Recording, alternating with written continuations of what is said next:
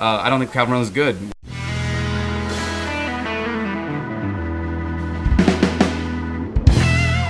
All right, we are back to My Beautiful Dark Twisted Fantasy Podcast. Do not take my enthusiasm for happiness because I am dying inside, but happy to be here and evaluate some teams, some matchups, some news, and more. Michael, how are you doing? I'm good. Are you sure you're happy to be here? I see a little bit of sadness in your eyes. Yeah. It was a rough, Let's get going. Rough weekend. Yeah, let's go ahead and move past it. I'm sure we'll talk more about it soon. All right, I guess let's go ahead and just dive right in. So, first week of fantasy football. Nerves are high, expectations are high, and then the lows are real low. You're telling me a little bit about this. Talk about kind of how stressful week one is. Oh, my goodness. I feel like it's either win or you didn't do any planning, you didn't do any game planning, anything during the offseason. It is either I go home with a win, you could even score 111 points, something extremely low, and get a W, or you can drop 156 points and it still feels like an ugly loss. And honestly, personally, I think I would rather just throw a dud up week one than put out an amazing performance and not come away with a W.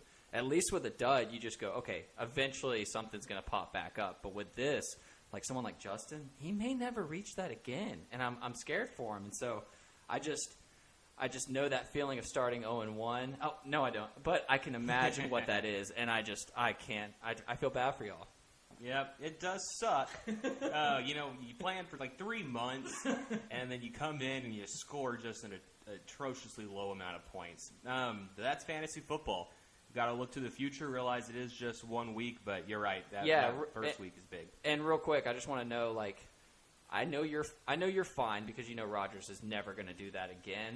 But for some of the people who threw duds week one, what do you think the panic meter is for like a Brandon per se? Yeah, it's hard not to tilt. I bet it is hard. I bet it's hard to see Najee get 1,000 carries and post 4 points or whatever he did. So that's tough. I bet Austin's just dying over there. It's rough. It's hard not to tilt. I'm surprised we haven't seen any trades yet. I bet we do though after waivers go. I think we do too. All right, so let's go ahead and talk about some updates going on in the league. So this came out last Wednesday, which already feels an eternity away, but Gus Edwards tore his ACL. Yeah, that backfield is just doomed. You had Austin making fun of J.K. Dobbins, saying, "Oh, look, I tore my ACL." Just completely classless, and then it bites him in the ass, and Gus Edwards goes down. How damaging was that to his team? Oh, it was crucial. And to see him scramble and to just ask anyone and everyone for a running back. It's sad to see. It's the worst part is how happy he was at the start. And to see someone go from the highest of highs now to the lowest of lows. I think Austin's in a tough spot. I think he's going to be climbing uphill the rest of the season. So we'll see how it goes for him. But this was huge, and it's not a good look when Gus Edwards being out is a big blow to your team. So it's just I don't know what else to say. Yeah, and then his replacement posted less points than if someone wasn't started at all. Yeah, I think he had a midget score half of his points this week. Kyler Murray put up half of the points for him, so that's just not a good look going forward if a guy under 6 foot is putting up most of your points. So we'll see how that goes. Yeah, he looks so tiny out there, and the guy can effing ball. And then also we had Raheem Mostert go down, someone that is not injury-prone ever. Yeah, Iron Man if I'd have to say. Absolutely, and he's a young one. He's a spruce 31 years old. Do you see Raheem even become relevant in the future? So he actually put out a tweet today. He's getting season-ending surgery, so he is out for the rest of the season. Are you talking about going forward? Next seasons to come. I don't think he is. I think Kyle Shanahan is going to just churn out another running back that's going to do it for him. I do think Kyle Shanahan has a weird love for Raheem Mostert. He consistently gives him that starting role. Granted, he gets about 10 yards a carry every time he gets a carry. It's just 4 or 5 a game. But I think this is the end of the line. I think Trey Sermon was high draft capital. I think Elijah is someone who they feel confident with, clearly, so they had him as the second role. And then they got JaMychal Hasty. They churn out running backs like it's nothing. Yeah, and you even got Jeff Wilson coming back at some point in this season. So that backfield's always on a big rotation. But it is valuable since Shanahan's a freaking genius. Yeah. Let's talk real quick, one more thing about Mostert. So obviously that's a big blow to Justin's team. He now will be starting Javonte Williams after already his team did put up a ton of points. How damaging is that? I actually think Javonte Williams is someone that in most leagues people will be trying to trade because they didn't see the point production and they saw Melvin Gordon's big run. But I actually think Javonte Williams will have some fantasy upside going forward. I think it's going to be a little rocky for weeks 2 to maybe 5 or so. He's definitely a later half of the season guy.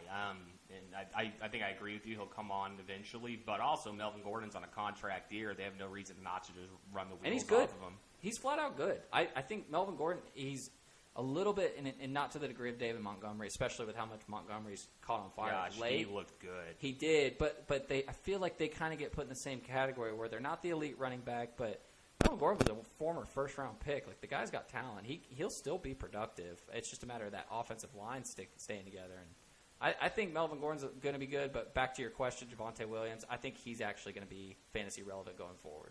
Yeah, I think it'll be later rather than sooner. And then let's go ahead and stay on Denver for a little bit. So Jerry Jeudy had a pretty scary injury. Luckily, actually, it wasn't season-ending, but he'll be out for a while. Who does that hurt?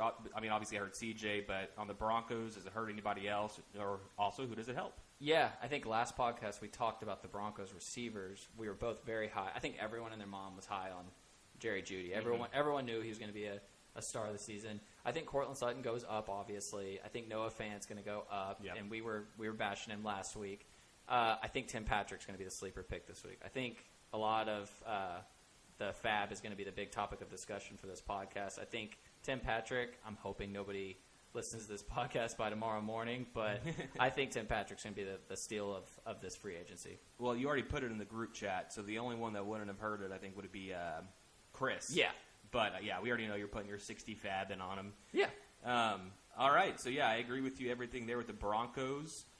That covers most of everything that happened in the past except for our matchup. So, we're going to go through quickly and evaluate each matchup and just kind of highlight some surprises and some things that may stick. Michael, let's start off with Logan and Trenton, and I'll let you take it. Okay, awesome. Yeah, Logan and Trenton. So, Trenton, let's put the obvious out of the way first. Trenton was our leading scorer this week, and it came almost 80% from Tyreek Hill and Patrick Mahomes. I think that stack is going to be ruthless, and it's going to be so frustrating to play against this season. Joe Mixon, he's a workhorse. You know, it may not be pretty, it may be frustrating some weeks, but those weeks that he goes off, he's gonna get you some points, and I think that was actually a really quality pick that Trenton got.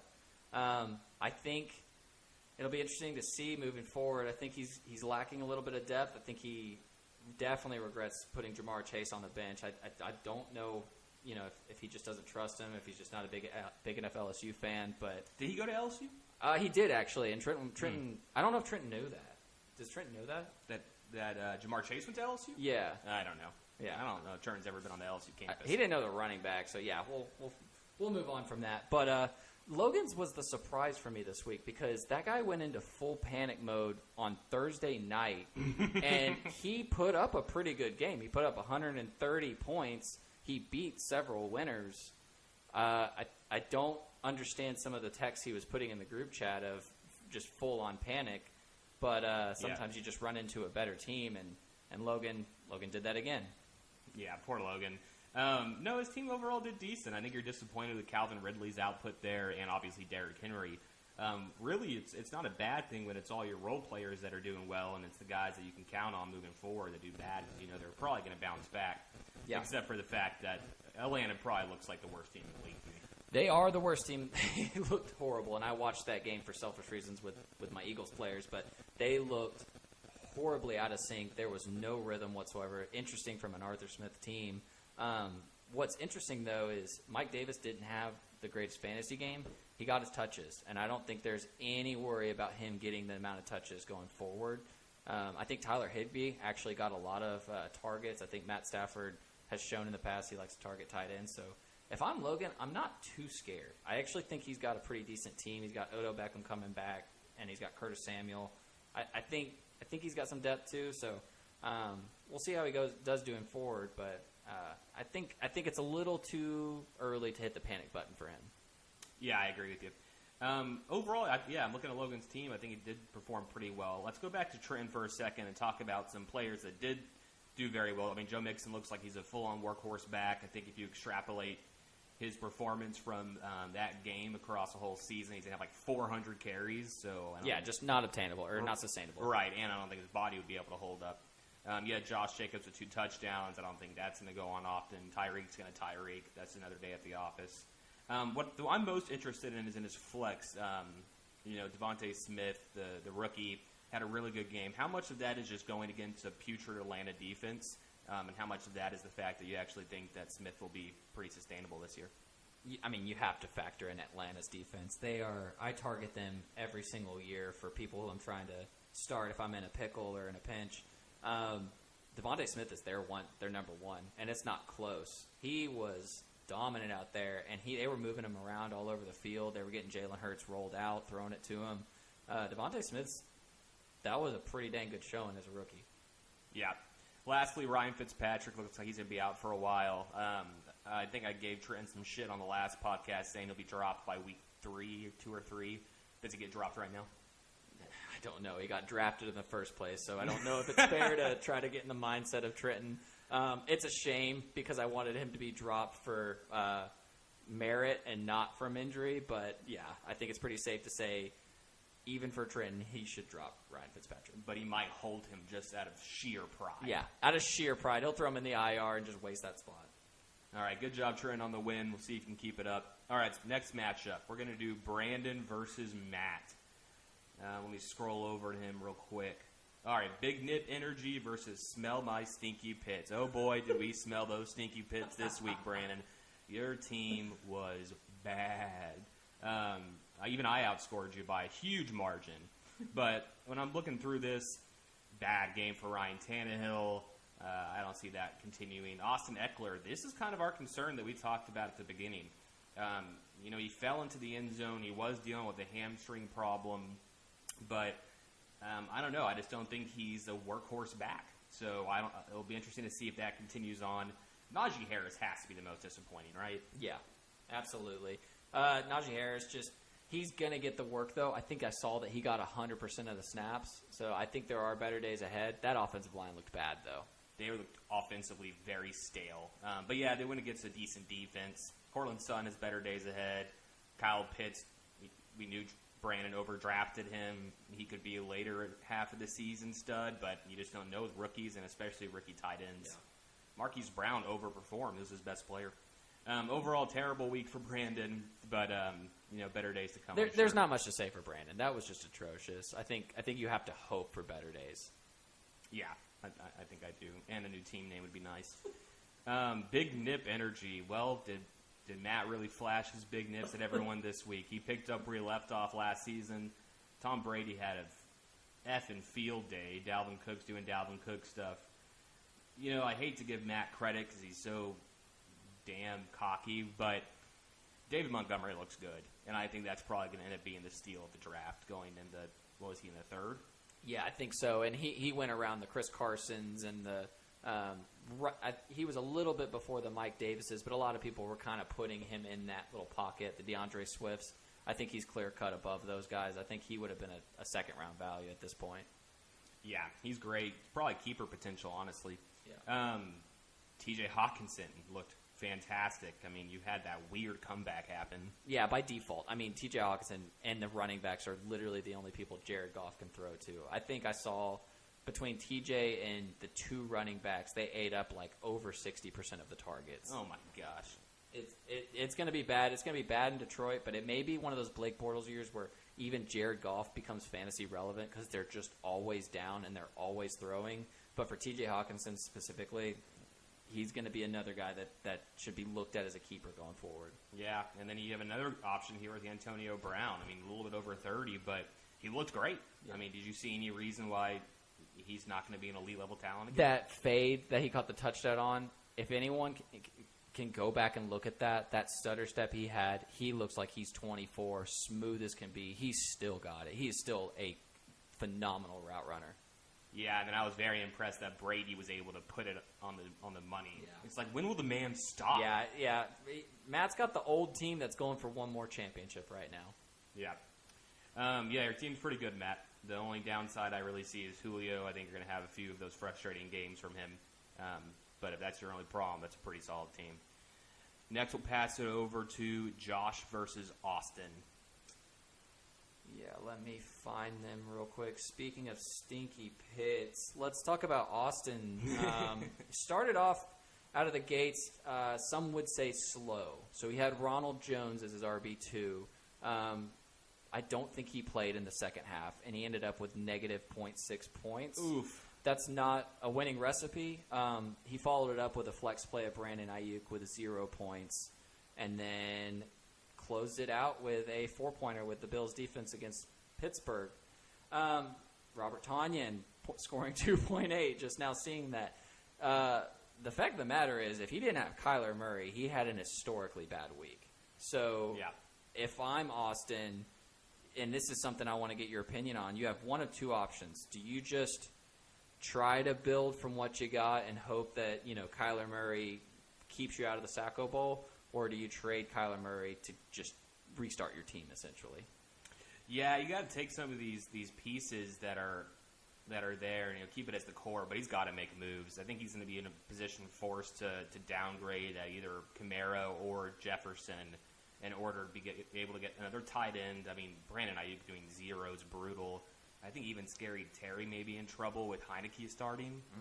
Mm-hmm. So I think he's going to have, if he wants to be competitive, he's going to have to make roster moves because in this current situation, he's going to be in some trouble. Yeah, and I think Justin Jefferson is obviously someone that anyone in our league should be interested in. Right. Everyone's always going to want Justin Jefferson on their team. I think he should use that, and he should get some pieces for him. Yep. It may be, and this isn't, panic versus patience. That week 1 was bad. I think it may be the panic meter up at a 5 maybe, so starting to look to maybe build something out of that team. But moving over to Josh. So Josh had probably the most lukewarm week I've ever seen, where he scored the smooth 120 points. He started Kirk Cousins, which it actually turned out pretty well. That was a good play on his part. And since he's pass defense is actually better than people think with Jesse Bates. They actually have some pieces over there. So that was actually a good call on his part. Antonio Gibson didn't have the week that he was projected to get, but he got all the carries. He looked every bit like a workhorse. And I even watched him not even owning him. That's how much I love him. So looking forward to trying to get him later on in the season. One thing I do want to point out with his running backs, James Robinson, I don't think is someone that you can trust going forward. Absolutely not. That Carlos Hyde thing's a real thing, and they're pretty bad. They're not going to be sustaining leads and being able to run the ball. No, not at all. And I mean, yeah. No, how many receptions did he get? 1? No, he had 3. He had 3. So that's at least decent. But you're right. Carlos Hyde got a ton of carries. That's going to be rough. I do agree about Gibson. He's going to be great. You got a couple of touchdowns that bailed out some of his players. Yeah, Robbie Anderson's the one that sticks out to me. And I think Robert Woods as well. I mean, you have 1 reception for Robbie, just it was a 57-yard bomb, and then only 3 little receptions for Woods, but also a touchdown. So you take those touchdowns away, this team takes a harsh turn. But luckily, he does have a ton of talent on the bench, it looks like. Yeah, I think Josh is going to have a pretty decent season. All right, let's take it over to Chris and Nathan. So I'm scrolling there now. So this was actually a pretty good nail-biter up until last night, and then Darren Waller just doing Darren Waller things. 19 targets. Yeah, I don't know if Derek Carr was just a friend of Chris's and was bailing him out on the spot, but yeah, that's just ridiculous. I actually texted Chris during that game and said, don't you dare trade Darren Waller, because I knew that everyone would be trading for him or trying to get him after that game. Yeah, I mean, that's just ridiculous. 19 targets is outrageous. Corey Davis looked great. I mean, he dropped 140 points with Matt Ryan having a dud. So, overall, that team does look pretty solid. I think Miles Sanders might have overperformed a little bit. And then there's probably better days come for Allen Robinson. So, overall, I mean, he is a strong team. Any comments on Chris? I just want to say Christian McCaffrey didn't score a touchdown, but was still RB1 on the week. That's gross. He's a cheat code. at halftime, and I'll say he only ended with only nine receptions. At halftime, he had 8 receptions in one half. That's absurd. That's just absurd. It's not fair. As a DJ Moore owner, it pisses me off how much he hogs the workload in the passing game. Yeah, but can you blame him for passing to that stud? And then we have Nathan. Nathan, Zeke was frustrating for you. Now, you did go against an elite D-line. Zach Martin was out. I think there's better days to come, but I also heard that we're starting Terrence Steele at right tackle this upcoming game. That is terrifying. Yes. I think any Cowboy fan can remember Terrence Steele just ruining that season. Yes. He's an awful lineman. And I bought his jersey just for the Steele part of it, but yeah, he's garbage. Hey, real quick, can I just make a note? What's up with people starting defenses against like the Kansas City Chiefs and the Dallas Cowboys? Yeah, why did he? It was a bold move to start the Browns defense against the Kansas City Chiefs. He's lucky he didn't get negative points. And he deserved negative points from the get-go. Yeah, that's a pretty gross one. Anything else left for Nathan? I think if you're Nathan, you're pretty excited about Darrell Henderson's workload. Tyler Lockett doing Tyler Lockett shit, man. I mean, God, Russell Wilson can just throw the most beautiful deep ball in the league. Yeah, and now's the time to trade Rob Gronkowski. Yeah. So, we'll see if he does that. Oh, does he have Rob on his bench? He does. Yeah, dude, no kidding. He needs to do it now. We'll see if he actually has the ability to do it. Yeah, send some text, Nathan. That's someone you should move. All right, now I'll pass it over for Alex versus CJ. Yeah, and I take no pride in giving analysis for this one. Really, this was a gross game all around. So I think we all know, and it's been talked about outside of the group text amongst everyone. We created our own group text and talked about how bad the Packers did. But just moving that aside, Mark Andrews, that had to be frustrating, especially on a Monday night game. You lost for the week, but you want to build on something. You want to see some positives going forward. He didn't give that to you. That Rams defense is still top-notch, and Cooper Kupp is Matthew Stafford's best friend. So those two things are going to be strong. And I actually do want to point out Chase Edmonds. I think Chase Edmonds is the guy to keep. I think they were involving him in the passing game. I think they were running him pretty well. I know the work share was pretty even, but I think Chase Edmonds is just the flat-out better running back right now. And I think he will get some more work going forward. So there's some things. Obviously, that was a fluky performance with the Packers. There's better days ahead. But with CJ's team, CJ kind of got a steal of a win. 111 points. That's it's not winning recipe. And this has always been kind of the CJ formula. I remember last year being so angry because I was like 1-5 with more points scored than CJ, who was like 4-2, something like that. Yeah, CJ gets off to hot starts, not by his own doing, but by getting easy schedules. Clearly, Dak is, man, he is, I would do anything to keep him. He's that dude. Yeah, he is that dude. Stephon Diggs underperformed, but still has such a high floor. His running backs, obviously Aaron Jones, we talked about the Packers game being a throwaway. Jonathan Taylor looked plenty good. He looks, just like he was picking off of last year. The big thing with CJ going into week 2 is Jerry Jeudy's replacement, because it looks like he's probably going to be going with Mike Williams. He may be trying to do the Terrence Marshall. I know Terrence Marshall's actually kind of a sleeper that I think will pop later on in the year. But he's probably going to go with Mike Williams in the next week, and that's a boomer bust. So I think CJ, with that early trade that he did with me early on, really depleted a lot of his depth. So we'll see if he can hang on. Yeah, you got Trey Sermon there, who was a healthy scratch, which was weird. Do you think Trey Sermon will be pretty valuable moving forward? I actually do. As much as I want to say no and watch CJ drop him and then him actually pop, I think CJ knows he's too much draft capital. He's gonna get some touches, especially with the opening. He's not starting him next week, and I don't even think the Niners are. So it's going to have to be something as he makes a playoff push. Yeah, I agree. He's going to be good. Once again, he's in that Shanahan offense. We'll just see how often he's used and when he's used. And lastly, Logan Thomas. He's going to be touchdown dependent. He may be Heineke's safety blanket. We'll have to see there. I think overall, if you were banking on these Redskins players, you're pretty hurt by Fitzpatrick being out. You are. I think you still start Terry. Terry's going to get his targets. He's going to get his touches. Too talented. Antonio Gibson, you're still starting. I can see still starting Logan Thomas, but you have to temper expectations. Like you said, in this past week, he showed it. He's touchdown dependent. He needs those red zone targets. Hopefully he gets them. Yeah, and that's really mainly the whole tight end landscape. You see that on my team from Mark Andrews. But, yeah, hopefully the Packers pull their shit together. Otherwise, I'll start mortgaging my future. All right, so I'll take you. Let's see. So you had a pretty good week, and y'all really had the fireworks show. I mean, this was two good matchups. If you're Justin, you know how Justin is. He'll never really admit being upset because he'll be like, I dropped 157. I don't care at all. Well, you got a loss, guy. And he has the same record as the guy who dropped, 70-something? What did Brandon drop? I don't know, 83. Yeah, like I forget. But, yeah, he's got the same record. Yep. So, clean slate there. You and Brandon can finish at the same exact record, and no one's the wiser. So, overall, it was a fun matchup. Let's start with your team. So, you had Jalen Hurts have a freaking field day out there. I mean, you're just torching the Atlanta Falcons. That has to feel good. You only paid the measly price of Michael Pittman Jr. Chris Carson, I think that's about par for the course. Amari Cooper and Chris Godwin.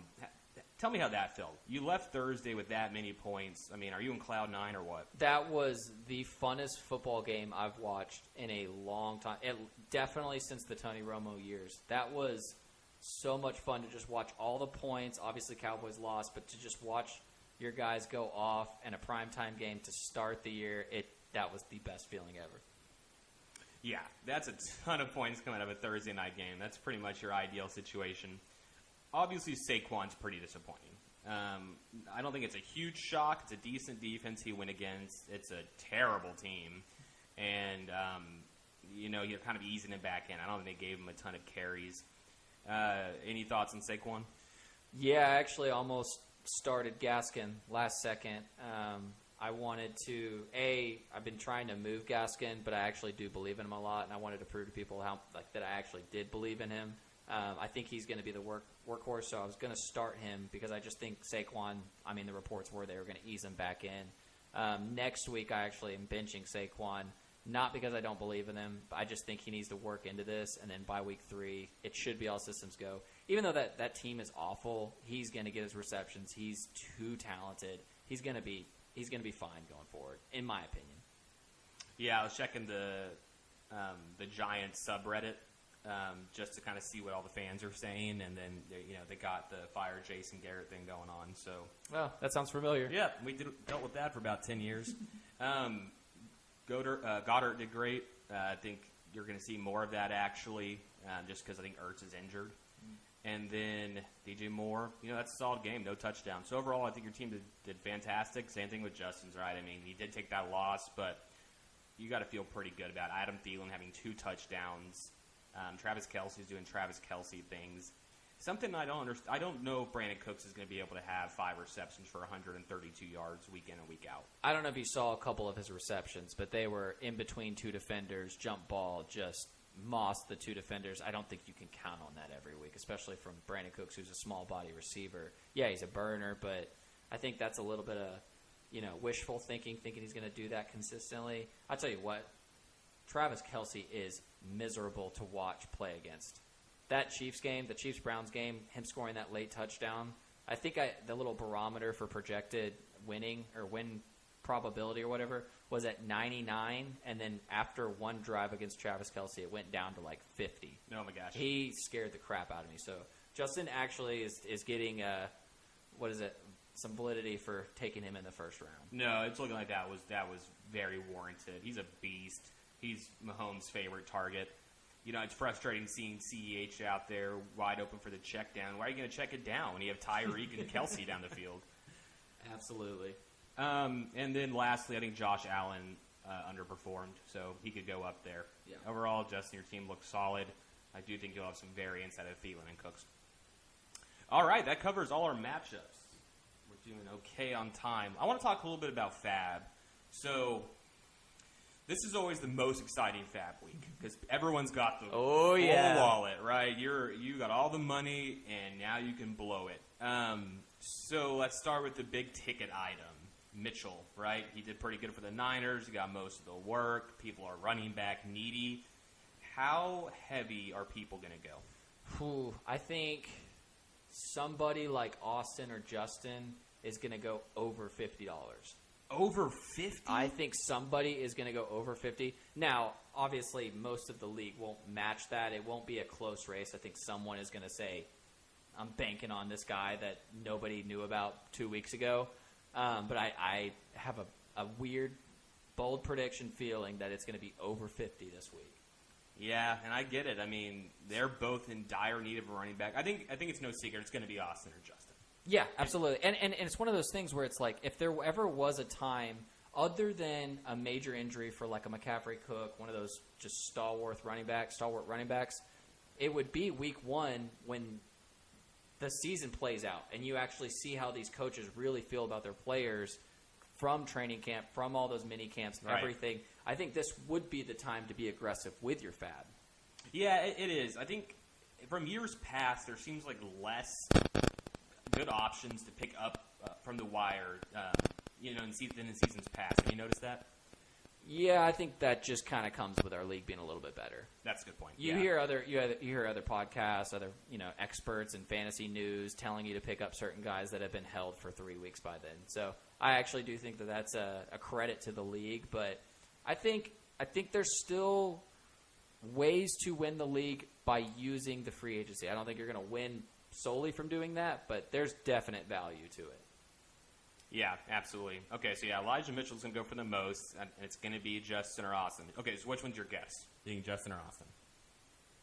I think Justin, and here's why. I think Justin is supremely confident with everything else surrounding his team and the fact that he has Mostert. So he has to, replace him, and he thinks he can just plug and play with that next guy. I actually think it's a good move. I think he should throw all his cards in for him. If you can get even a halfway decent running back with the rest of his lineup, he should be good to go. Josh Allen is going to ball out. He's got stud receivers. He's got the cheat code at tight end. If he has even a remotely decent running back, I think he's going to be formidable. Okay, and my guess is Austin. I think that he's in full desperation mode. I think desperation trumps any other emotion, and I think he's going to throw down a fat wad. There's no other feeling than fear. Yes. Fear drives mistakes. Good luck, you guys. All right. So now and after this, to me, it's a pretty big fall off on who's the next good player available. I guess I'll just take a couple stabs here. I'm guessing the next one would probably be Sterling Shepard. Yeah, and I've held Sterling Shepard in previous past. He's nothing that's going to get you excited. I have a hard time feeling like you don't have someone on your bench who you're confident about that you'd start over Sterling Shepard at receiver. He's going to have big weeks, but he's for the majority of his career, he's been kind of a short yardage guy. And you have Kenny Golladay now. You'd expect Kenny Golladay to get some of those bigger plays going forward. You'd expect Saquon to kind of eat into that short yardage passing game.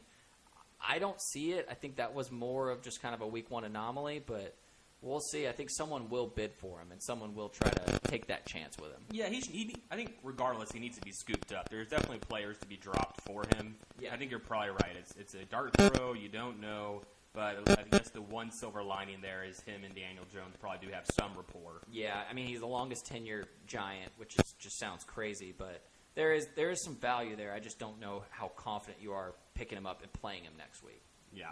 I do want to point out, I do think Tim Patrick is going to be a pickup, or at least someone that is flying under the radar a little bit. He was sneaky good value last year, just kind of the most boring, underwhelming name.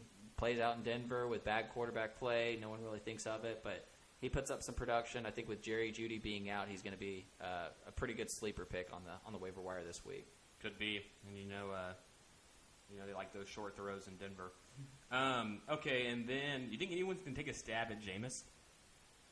Yeah, I mean, Josh started Kirk Cousins this week. Yeah, so he's in a full straight. Yeah, well, and he's got Joe Burrow, so I think he has the guy that he wants to lead with, but I think he's going to go with Jameis for the upside.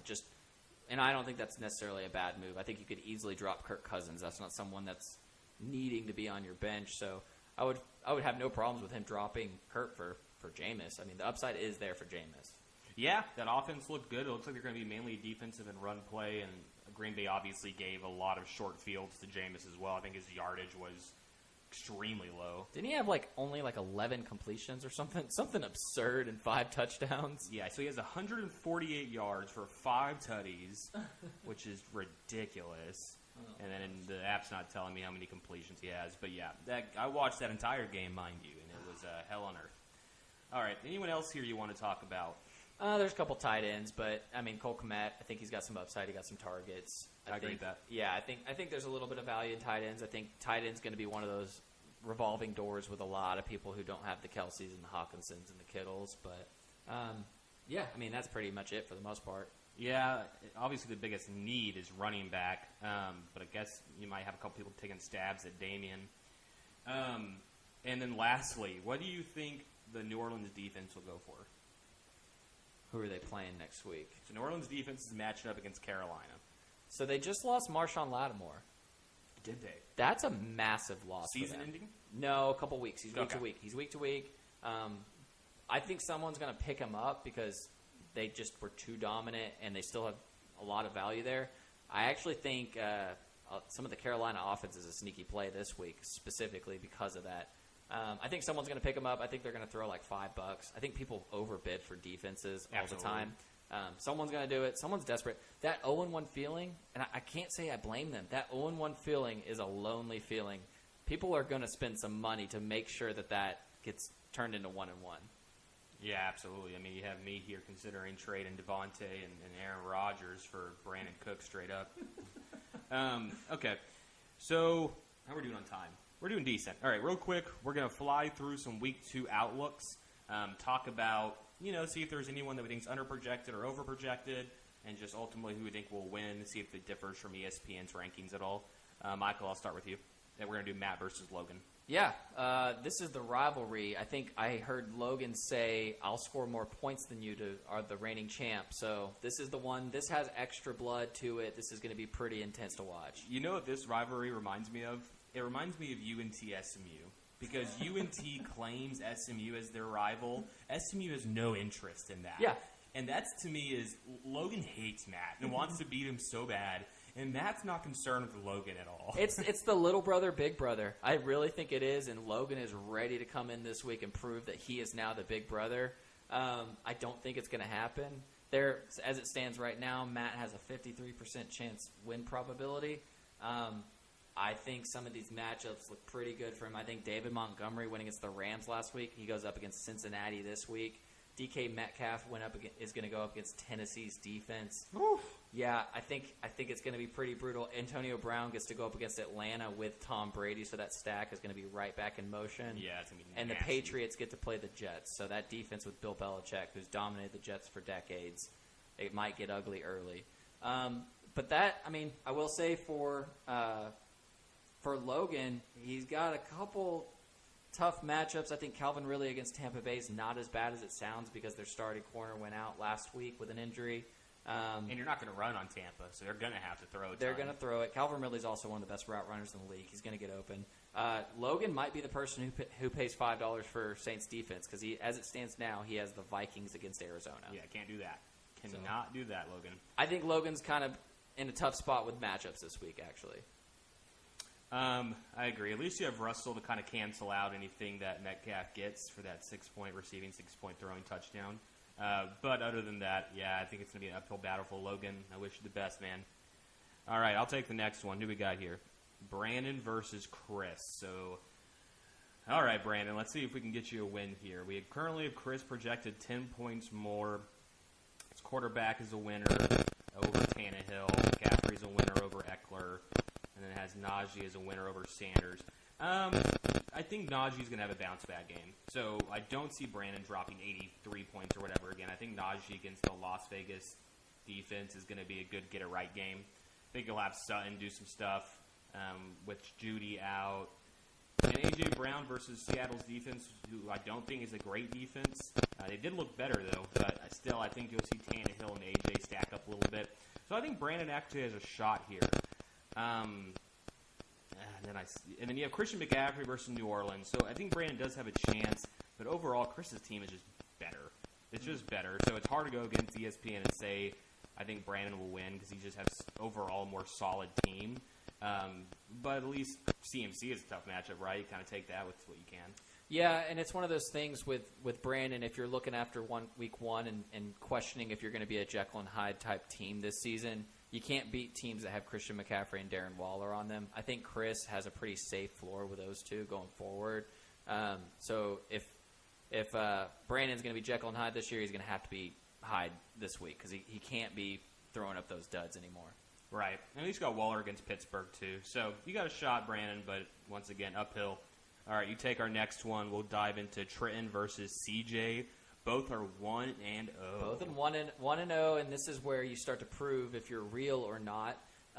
It's kind of a mixed bag. I'm looking at some of the matchups. So let's start with CJ. He's got Aaron Jones going up against Detroit, and I think this, like you were saying, is going to be just another good get-right game. It's on Monday night. I think the Packers are going to come out ready to show the world that was a fluke. I think they're going to come with a vengeance. But then you got Jonathan Taylor going up against the Rams, and I do think Jonathan Taylor has a pretty safe floor, but that's not a defense that you want to be going up against. You can turn around. Stephon Diggs has a pretty tough matchup against Xavier Howard down in Miami, but then you have Mike Williams going up against Dallas. So it's a pretty mixed bag. It is nice to know that your studs are going against bad people so that you have a relatively good floor. If I wanted anything, I'd want my lesser players to have good matchups and hope that they hit big. It's going to be tough going against that stack. And I know Baltimore historically has been a great defense. They just lost Marcus Peters. It might be brutal early. They just got shredded by Derek Carr. They just got shredded by Derek Carr, and Patrick Mahomes has Baltimore's number and has had their number for years. I think Tyreek Hill is probably a shoe-in for another touchdown. But you go back into the mixed bags. I think Josh Jacobs going against Pittsburgh, that's going to be really tough for him. Devontae Smith is actually a sneaky good play because Jason Everett out with a season-ending injury for San Francisco, so I actually think their secondary is pretty depleted right now. And Chicago is not the past defense of old. We always see Chicago as a good overall defense. They did not show it against the Rams last week. I actually think Jamar Chase is going to follow up with his season-opening big game. Gotcha. Now, if you're CJ, you're probably feeling pretty good that Trenton's starting 2 rookie receivers because, I mean, eventually they can't always sustain, right? That's a bold move. I didn't even notice that. Yep. And then he's also throwing in Jared Cook, who, I don't know if any of y'all checked out his picture on the app, looks to be about 58 years old. I cannot believe he's actually getting started, but here we are. Yeah, he's pretty dependent, or he's pretty light on the tight end position. I expect him to be someone that goes for Cole Kmet. Yeah, you're probably right. All right, let's dive in real quick. I think we're getting close on time. Justin versus Nathan. I'll take this one. So Justin's only projected 3 points more. If I'm doing a quick look through on all the matchups, I think Brandon Cooks is probably over-projected. I think DeAndre Swift is probably right on par. I just don't know what to make of that offense yet. I don't know if they can really sustain for Swift and Jamal Williams to both be viable and getting touchdowns every week. So we'll see. I think week 2 will be telling. I think Nathan might be frustrated with Zeke again. We'll see, but I think it could be a frustrating game for Zeke, especially if it turns into a shootout early. And with Justin Herbert going against the Dallas defense, I mean, it really could. Keenan Allen's going to eat. Tyler Lockett's probably going to eat. I'm a little worried about George Kittle. His usage in that first game was not great, and they scored a ton of points. But you never know with tight ends. He could bounce right back. Yeah, the good thing that you can bank on with Kittle is knowing that Philly's front line is very good and very stout against the run. I think Kyle Shanahan, we talk about it all the time on the podcast, is still going to find success running the ball, even with no-name running backs. I do think there's going to be some opportunity for George Kittle up the seam and some of those play-action plays. Yeah, and then you have DJ Chark, who he had a pretty good game, which made me look stupid because I really thought he was a bad player. He might be the favorite target. I mean, he had the target share. I think it was wildly unsuccessful, but he was saved by a touchdown. But I think he had like 12 targets. Yeah, but they're playing an NFL team this week. They're not playing the Texans. Yeah, exactly. So we'll see. I think he might be a dud. I don't think he'll have a touchdown again. But actually, you know what? I think Lamar's going to have a bounce-back game. I think I'm going to take an upset here. Give me Nathan in this matchup. Ooh, I like it. All right, Michael, evaluate Josh and I. Ooh, all right. So I have a little note here, and it says must-win week for Alex. I think going 0-2 is – have we ever had someone start 0-2 and make playoffs? That's a stat I have no idea about. Actually, our very first winner, Austin Reeby, started 0-2 and won. Wow. Okay. So there is hope even if you lose, but doesn't feel like it. Yeah, let's not go there. So, could you ask for a better revenge, get it right, fix things, make up for last week's game than the Packers going up against Detroit with Jeff Okudah out for the year? I mean, they were already bad in secondary and weak. They just lost their best corner, and they're playing on Monday night. I think Aaron Rodgers is going to try to light the league on fire. We said that. It didn't happen last week. I think Aaron Rodgers has enough on his track record to prove that he is going to have a bounce-back week and be just fine this season. Devontae Adams, I still think, is the best receiver in the league. You also have some pretty sweet matchups outside of that with Mike Evans going against Atlanta. Mark Andrews, probably going to be a shootout with Kansas City. Cooper Kupp is still Matt Stafford's favorite target. And Chase Edmonds, I said it earlier in the pod, I think he is the guy that I would rather have in that Arizona backfield. So I think this is a good get-it-right game. Going over to Josh's, Nick Chubb against Houston, that scares me. That would scare me if I were in your position. Oh, my gosh, yes. Yeah. That guy's going to have 400 yards. Yeah, and he's not going to stop. And then Deebo Samuel, after looking at what he did last week, I would do exactly what Josh just did. I would start him with confidence. I think a good little matchup within the matchup will be Robert Woods against Cooper Kupp. So I think that L.A. game is going to be something you're going to want to key in on very closely. Josh, if you're down, I'm down to start just those two players. Ooh. We'll just Kupp versus Woods at bench everybody else. Does Josh have the balls to do it? We'll find out after this podcast. But also Joe Burrow going against Chicago. Again, I don't think Chicago is the defense that we remember it to be. So I actually think Joe Burrow is going to have some success That's a good there. start, yeah. Especially with T. Higgins, that little stack he's got there. It'll be the battle of the stacks this week with y'all. Yeah, I will say if Rodgers posts less than 5 points again, that's pretty much a bad thing for my team. I'll go ahead and keep the garage door down and turn my car on. Yeah, it might be Jordan Love time too. Woo! Yeah, that's good. That's a good, easy way to get me to fall into misery. No, I'm looking forward to this matchup. Hopefully things can get right. All right, we'll end it with you versus Austin. So this has got to be scary for Austin. You just dropped a shit ton of points, and he did bad. If we're looking at the matchup, Kyler Murray's probably going to feast against Minnesota. I think Minnesota tried to get their defense right. I think they failed to do so. Alvin Kamara versus Carolina could be a big Kamara day. So are you officially starting Hurts over Stafford? One more week, and it's really just a matchup. I actually think San Fran, if you were to look at it from a blind test, you would say, oh, San Fran has a good defense. I think they are battling some injuries right now, and I actually do like the upside of the rushing. When push comes to shove, I'm going to go with Hurts going forward just because of that rushing ability. There will be plenty of weeks that I start Stafford, though. Yeah, that's a tough call to make. I think, once again, you're going to have a big day out of Amari Cooper. I think anytime you're dealing with the Bucs receivers, it's a roulette wheel. It could absolutely be Godwin again, or it could be Mike Evans day or Antonio Brown day or Scotty Miller, for God's sakes, day. So we'll see. I think Goddard's going to actually have a pretty nice game with Ertz out. DJ Moore's going to do DJ Moore stuff, stay right around that 13, 14-point range.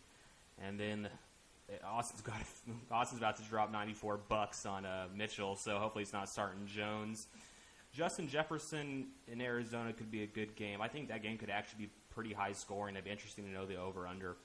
I think you're going to be disappointed with Terry McLaurin on a short week with a meh quarterback. He also has James Bradbury, who's going to be shadowing him, one of the best cover corners in the league. So this is actually, you have to start Terry. He's one of your best players. This is one of those where you temper expectations for Austin. And that's not me trying to pull any, pseudo, trick you into not playing him. I actually think that's just a tough matchup. Yep. And then Michael's flexing how big his stones are by benching Saquon Barkley. We'll see if that pays off. He could look like a genius, or that could really bite him in the ass. Any comments on your matchup? Yeah, it's a new week. Austin could come out and drop some points, especially with Elijah Mitchell when he gets him. The fact that he has Ronald Jones in his starting lineup right now tells me he's going to be putting some money into Fab this week. He has to, or make a trade, Austin. Yeah. All right, we'll close it out. Good pod.